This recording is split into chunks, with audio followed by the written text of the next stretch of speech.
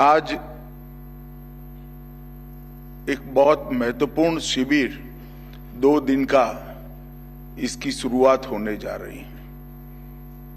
विगत 2 वर्ष से गत वर्ष और इस वर्ष हमने राहत और आपदा प्रबंधन दोनों से जुड़ी हुई सभी एजेंसियों के वर्कशॉप को, उनकी मीटिंग को एकत्रित कर एक ही मीटिंग के अंदर, एक ही वर्कशॉप के अंदर ढेर सारी एजेंसियों को एकत्रित कर एक होल ऑफ गवर्नमेंट अप्रोच के साथ विचार का ये मंच बनाने का काम किया है।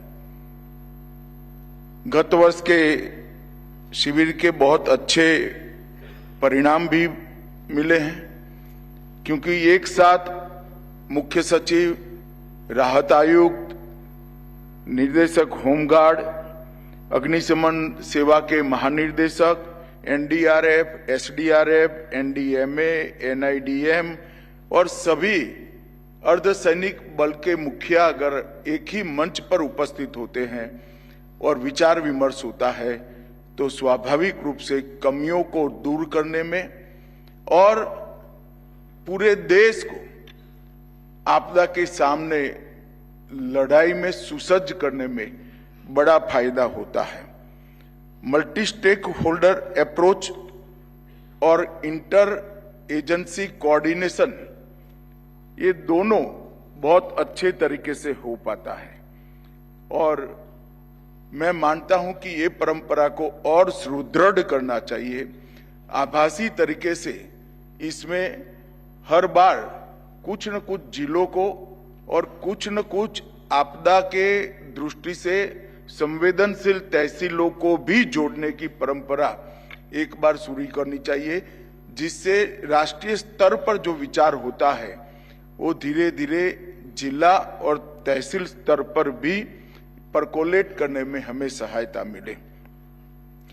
मित्रों, हम सब जानते हैं कि जलवायु परिवर्तन और ग्लोबल वार्मिंग के कारण आज पूरा विश्व आपदाओं से चिंतित है, मगर हम सब के लिए आनंद का विषय है कि 10 साल के अंदर एनडीएमए, एनडीआरएफ और सीडीआरआई, ये 3 संस्थाओं ने भारत को आपदा प्रबंधन के क्षेत्र में ग्लोबल लीडर बनाने के करीब ले जाकर खड़ा कर दिया है और ये हम सब के लिए बड़ा आनंद का विषय।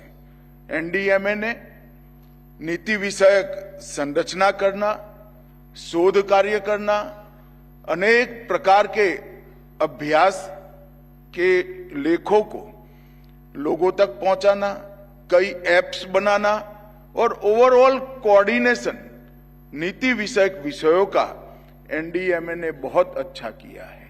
और एनडीआरएफ की मैं बात करता हूं तब मेरे ही विभाग के तहत काम करने वाला संगठन है, मगर मैं बेझिझक होकर कह सकता हूं कि पूरे देश में एनडीआरएफ ने अपनी एक छवि बनाई है, ख्याति भी अर्जित की है और सम्मान भी प्राप्त किया है।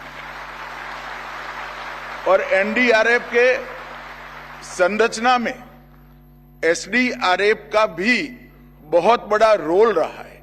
एसडीआरएफ के जवानों को एनडीआरएफ के तर्ज पर ट्रेन करने के लिए भी एनडीआरएफ ने बहुत बड़ा काम किया है। और जब मैं कहता हूं कि भारत ग्लोबल लीडर बनने के कगार पर है, तब हमने वैश्विक स्तर पर भी सीडीआरआई के माध्यम से ढेर सारी प्रसिद्धि भी प्राप्त की है और स्वीकृति भी प्राप्त की है। मित्रों, ये 10 साल के अंदर डिजास्टर रिस्पांस के लिए ये दशक जो है बड़ा परिवर्तनकारी दशक माना जाएगा। जब भी भारत के डिजास्टर रिस्पांस का इतिहास लिखा जाएगा, ये 10 साल संक्रांति काल के 10 साल के रूप में इतिहास को इसको नोट करना पड़ेगा। ये 10 साल में क्षमता, गति, दक्षता और सटीकता, ये चारों क्षेत्रों में हमने बहुत नोंदपात्र सिद्धियां हासिल की हैं। हमने न केवल क्षमता को बढ़ाया है, इसको संवर्धित कर कर सातत्यपूर्ण तरीके से तहसील तक पहुंचाने का काम किया है। हमने गति का भी ध्यान रखा है, क्योंकि डिजास्टर मैनेजमेंट के किसी भी काम में गति का बहुत महत्व होता है। समय पर डिजास्टर मैनेजमेंट का काम होना और लोगों को बचाना, ये सबसे महत्वपूर्ण है। हमने आधुनिक से आधुनिक तकनीक और समर्पित अपने बल के कारण, समर्पित स्वभाव वाले बल के कारण दक्षता में भी वृद्धि की है और तकनीक का उपयोग कर कर सटीकता के साथ पूर्वानुमान और जहां इंफॉर्मेशन की जरूरत है वहां पर इंफॉर्मेशन एडवांस में पहुंचाकर समाज को जागरूक करना और पूरे समाज को ये डिजास्टर मैनेजमेंट के और राहत और बचाव के काम में जोड़ने में भी हमें सफलता मिली है। और ये हमारे अप्रोच के अंदर भी ये 10 साल में ढेर सारा परिवर्तन आया है। पहले अप्रोच सिर्फ राहत केंद्रित होता था, डिजास्टर आते थे, बचाव की कोई ना कार्य योजना होती थी ना बचाव का उद्देश्य होता था। डिजास्टर के बाद कैसे सहायता करना, कैसे पुनर्वसन करना, इस पर ही पूरा काम था। इस दशक की शुरुआत में हम मिनिमम कैजुअलिटी तक पहुंचे और दशक की समाप्ति होते थे जीरो कैजुअलिटी को हमने सफलता के साथ प्राप्त कर कर पूरे विश्व को अजूबा में डाला। दृष्टिकोण, जैसे मैंने कहा कि राहत केंद्रित से समग्र और एकीकृत हुआ है। आने वाले समय के डिजास्टर की संभावनाओं को भी भांपकर एडवांस में ही इसके लिए रिसर्च करना, दुनिया भर में जो इस क्षेत्र के अंदर अलग अलग प्रकार की विचार चल रहा है, इसको संकलित करना और हमारे देश की भौगोलिक स्थिति को ध्यान में रखकर हमारे देश के अनुकूल बनाकर इसको पहुंचाना ये बहुत महत्वपूर्ण है। क्योंकि हमारा देश अपने आप में कोई एक खंड से कम नहीं है। आप आसाम के समस्याओं को देखेंगे तो अलग प्रकार की है, गुजरात की देखेंगे तो अलग प्रकार की है, उड़ीसा की समस्याओं को देखेंगे तो अलग प्रकार की है, पहाड़ों की समस्याएं अलग प्रकार की है और मध्य भारत और दक्षिण भारत की समस्याएं भी अलग प्रकार की हैं। और हमने हमारे प्रयास को रिएक्टिव की जगह प्रोएक्टिव करने में भी बड़ी सफलता प्राप्त की है। और सबसे बड़ी बात है कि हमने भागीदारी को बढ़ाया है।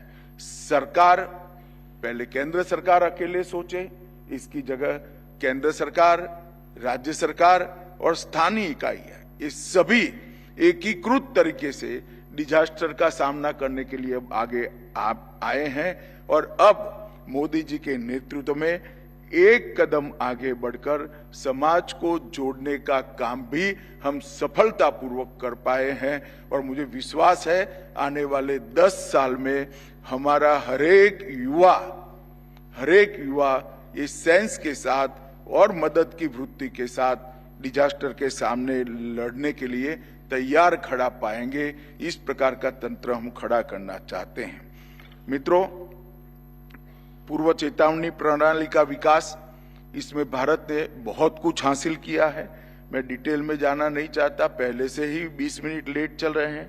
यथा समय पूर्व तैयारी, इसमें भी हमने कैलेंडर के साथ जोड़ दिया है उसको।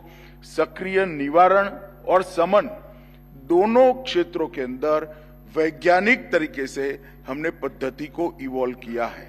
और आपदा जोखिम का न्यूनीकरण, इसमें भी हम बहुत सफलता प्राप्त कर चुके हैं। मैं सिर्फ उदाहरण के लिए कहता हूं, इसमें किसी की टीका की बात नहीं है, पूरे राष्ट्र का ये अचीवमेंट है। 1999 में उड़ीसा में सुपर साइक्लोन आया था, 10,000 की मृत्यु हुई थी।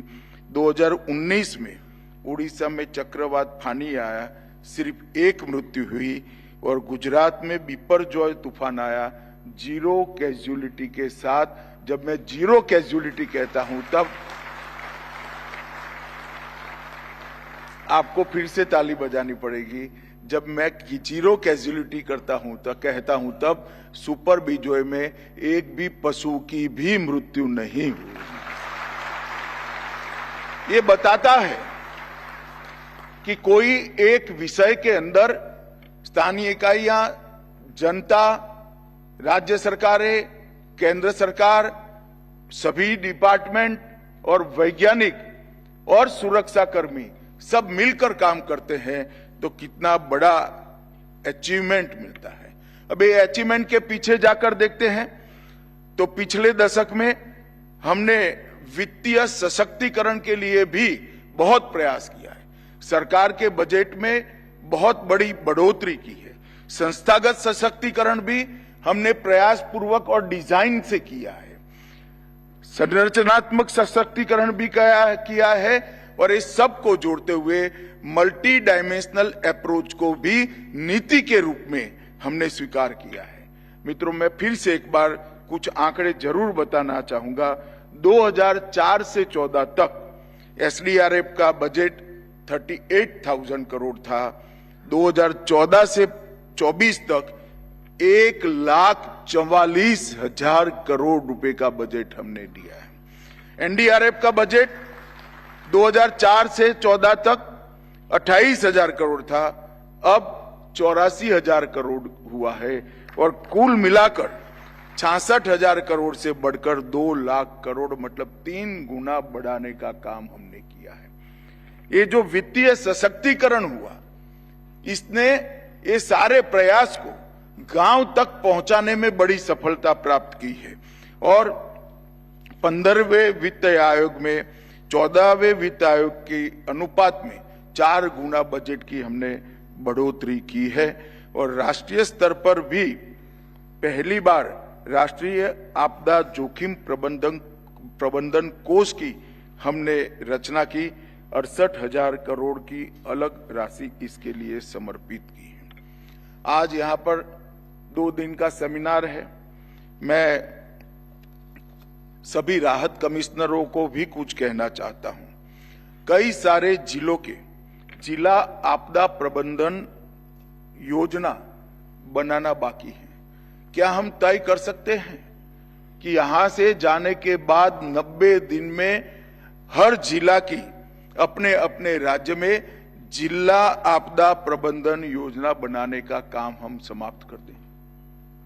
जब तक जिले की आपदा प्रबंधन की योजना नहीं होगी तब तक ये आपदा प्रबंधन के सामने त्वरा के साथ लड़ना संभव नहीं है। और यहां से बहुत अच्छी गाइडलाइन दी है। हर प्रकार की आपदा के आपके जिले में कौन सी आपदा की संभावना है वो भी दिया है और आकाशीय बिजली के लिए भी हम ऐसा मानकर चलते हैं कि आकाशीय बिजली से नागरिकों को बचाना संभव नहीं है। मगर मित्रों, विज्ञान बहुत आगे बढ़ चुका है। बिजली की त्वरा से ज्यादा त्वरा हमारी बचाने की होती है तो हम नागरिकों को बचा सकते हैं। और हमने यहां से राज्य स्तरीय कार्य योजना केंद्र ने भेजी है। मेरा सभी से आग्रह है कि राज्य स्तरीय बिजली से आकाशीय बिजली की कार्य योजना को आप जल्दी बनाइए और सभी राज्यों और यूटी 90 दिन में इसको केंद्र के साथ साझा करें। शीतलहर और ओला गिरने के लिए राज्यों और यूटी की कार्य योजना तैयार नहीं हुई है। इंसिडेंट रिस्पांस सिस्टम कई राज्यों में अभी भी लागू करना बाकी है। अग्निशमन सेवाओं के विस्तार और आधुनिकीकरण के लिए भी भारत सरकार ने एक अच्छा बजट जारी किया है। राज्यों ने इसकी भी योजना अपनी नहीं भेजी है। कई राज्यों ने नहीं भेजी है, कई राज्यों ने भेजी है। और भूस्खलन शमन के लिए भी संबंधित राज्य और यूटी अपनी शीघ्र योजना बनानी चाहिए।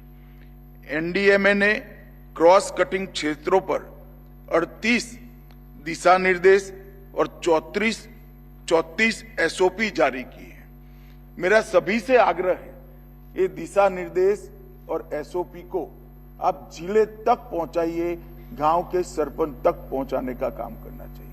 इसको स्थानीय भाषा में शायद यहीं से बनाकर भेजेंगे, परंतु राज्य इसको स्थानीय भाषा में बनाकर नीचे के स्तर तक पहुंचाए, ये बहुत जरूरी है। और हीट वेव से निपटने के लिए भी एक बहुत अच्छा एक्शन प्लान जो हीट वेव से प्रभावित राज्य है उसको बनाना चाहिए, और इसके टाइम टेबल को भी पास्ट के आधार से बनाने की जगह हीट के अनुभव के आधार पर बनाना चाहिए, क्योंकि अब शायद इसका समय पत्रक ईश्वर ने बदल दिया है। हीट वेव जब आने की शुरुआत हो, हमारे पास इसकी आगाही आए, तभी हम तैयार होने चाहिए। इस प्रकार की एक संरचना करने की मुझे जरूरत लगती है। मैं आशा करता हूं कि 2 दिन के सेमिनार पे ये सारे बिंदुओं पर बहुत अच्छे तरीके से चर्चा होगी और 90 दिन के अंदर हम पूरी तैयारी को कंप्लीट कर पाएंगे। एक भारत सरकार ने आगे के लिए भी कुछ योजनाएं बनाई हैं। अंतर्राज्यीय मॉक ड्रिल को हम वार्षिक कार्यक्रम बनाना चाहते हैं, और मैं मानता हूं कि इसे राज्यों के सहायता के बगैर संभव नहीं है। कई सारे चक्रवात ऐसे होते हैं, कई सारे डिजास्टर ऐसे होते हैं जो अंतर्राज्यीय मॉक ड्रिल की जरूरत होती है, और ये करने के लिए हम राज्यों के सहायता के बगैर नहीं कर सकते हैं। आने वाले दिनों में हम इस पे आगे बढ़ना चाहते हैं। स्टार्टअप इंडिया को भी हम डिजास्टर रिलीफ टेक्नोलॉजी के विकास के साथ जोड़ना चाहते हैं।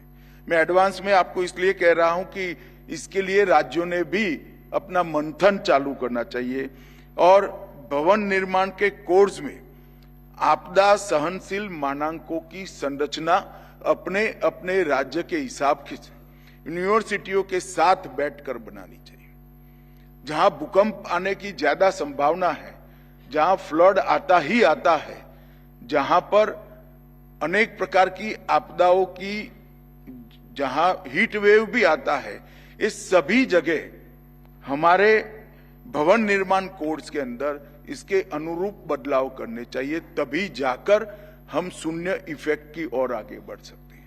और मैं मानता हूं ये सभी राज्यों ने ही करना पड़ेगा। अगर इसमें आपको किसी प्रकार की सहायता चाहिए तो एनडीएमए करेगा।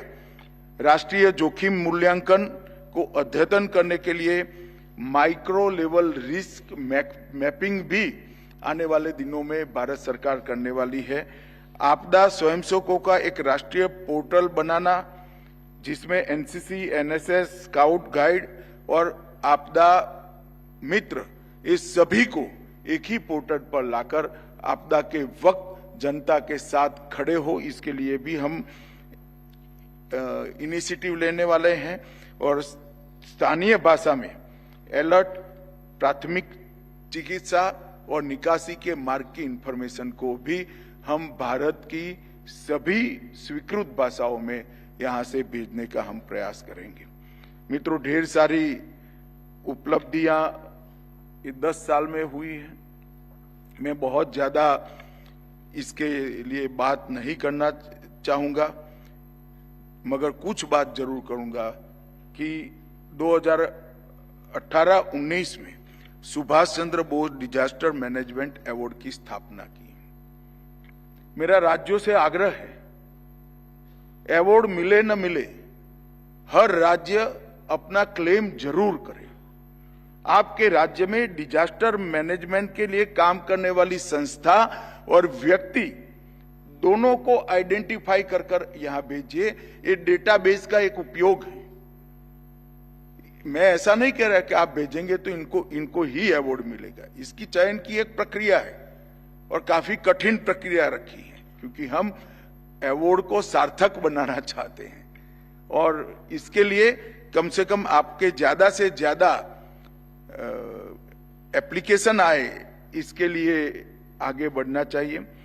नेशनल साइक्लोन रिस्क मिटिगेशन के लिए हमने ओडिशा और आंध्र प्रदेश में सफलतापूर्वक काम किया है। पश्चिमी हिस्सों के सभी राज्यों ने भी इसको आगे करना चाहिए। एनडीआरएफ का काफी सशक्तिकरण हुआ है। 6 से बढ़कर 2006 में 8 बटालियन थी, अब 16 है। एनडीआरएफ अकादमी की आधारशिला भी हमने रखी है और एनडीएम ने लेह लद्दाख में रात्रिकालीन मॉक ड्रिल की भी शुरुआत की है, जो देश भर में अब इसको आगे ले जाना पड़ेगा। मित्रों, आने वाले दिनों में हमने जो लक्ष्य रखा है कि जीरो कैजुअलिटी अप्रोच के साथ आगे बढ़ना और त्वरा इतनी हो कि ईश्वर को भी आपदा भेदने में हमारे साथ स्पर्धा करनी पड़े, इस प्रकार की त्वरा के साथ आगे बढ़ने का लक्ष्य हमने रखना चाहिए। हमने आपदा से लड़ने की तो पूरी तैयारी करनी ही है, मगर एक आपदा के कारणों के मूल में भी जाना पड़ेगा। मूल में कारण जलवायु परिवर्तन और इसके अलावा कोई कारण दिखता नहीं। ग्लोबल वार्मिंग और जलवायु परिवर्तन ही मूल कारण है। तो पर्यावरण संरक्षण को भी हमने साथ में लेकर आगे बढ़ना चाहिए। मोदी जी के नेतृत्व में पर्यावरण के लिए भारत सरकार ने, पर्यावरण संरक्षण के लिए भारत सरकार ने जो 11 साल में काम किया है वो अतुलनीय है। और एक समग्र दृष्टिकोण, आपदा से बचाव अपने आप में आधा दृष्टिकोण है। आपदा आए नहीं ऐसी पृथ्वी की रचना करना ये समग्र दृष्टिकोण है। और ये समग्र दृष्टिकोण को हमारे प्रधानमंत्री ने देश के सामने रखा है। हमने विश्व के सामने मिशन लाइफ रखा, हमने विश्व के सामने प्लेनेट पीपल बनाने का प्रस्ताव रखा, अंतर्राष्ट्रीय सौर अलायंस और ग्लोबल बायोफ्यूल अलायंस बनाने का काम किया और आपदा प्रबंधन के क्षेत्र में मोदी जी ने 10 सूत्रीय एजेंडा आपदा जोखिम न्यूनीकरण का दिया, CDRI की रचना की और G20 में आपदा जोखिम न्यूनीकरण पर टास्क फोर्स का गठन भी किया। अब ये अप्रोच को हमें सबसे ज्यादा पॉपुलर बनाना चाहिए। पर्यावरण के संरक्षण के बगैर 100% आपदा से बचना असंभव है। अगर हम पर्यावरण की चिंता नहीं करेंगे तो आपदाओं को रोक नहीं पाएंगे। हम आपदा से बचाव की योजना बना रहे हैं, साथ में आपदा ही न आए ऐसी योजना भी बनाने के लिए आगे बढ़ना पड़ेगा। और मैं मानता हूं कि हर राज्य के राहत कमिश्नर ने इसके लिए भी अपने राज्य का एक कार्यक्रम कम से कम तैयार करवाना चाहिए, जिससे आपदा आए ही नहीं। 1 लाख कम्युनिटी वॉलंटियर्स इसको तैयार करने का काम हुआ है और मुझे आनंद है कि इसमें 20% मातृशक्ति है, महिलाएं हैं। ये हमारे लिए बहुत बड़ी बात है। 470 करोड़ की लागत से हमने युवा आपदा मित्र योजना भी अपनाई है। मैं कुछ चेतावनियों के ऊपर भी ध्यान रखना चाहता हूं।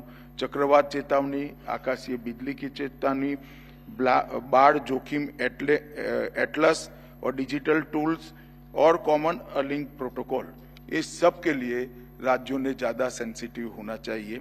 मित्रों, मुझे आशा है कि ये 2 दिन के अंदर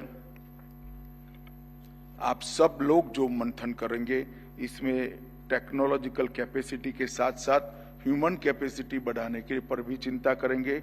सरकार के प्रयास के साथ साथ सामुदायिक प्रयासों को भी बढ़ाने के लिए चिंता करेंगे और आपदा रोधी निर्माण के साथ साथ प्रकृति के संरक्षण के लिए भी चिंता करेंगे।